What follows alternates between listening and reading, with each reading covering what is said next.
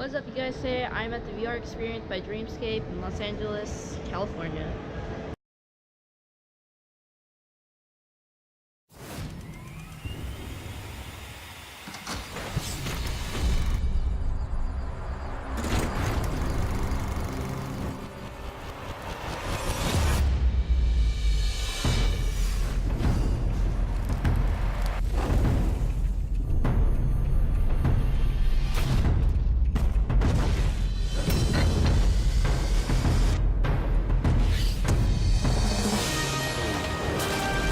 Curse of the Lost Pearl, a magic projector adventure, only at Dreamscape.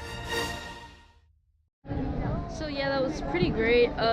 Some part of it I felt like I was gonna literally die, but it felt like a really good VR experience. Felt like I could feel everything, and I think you guys would totally love it. And go ahead, check it out. There's also an alien suit and this blue deep rescue if you guys are into ocean stuff. So yeah, it'll be a while before I make another video, so don't unsubscribe to me because I don't, it's a sad feeling not get subscribed to.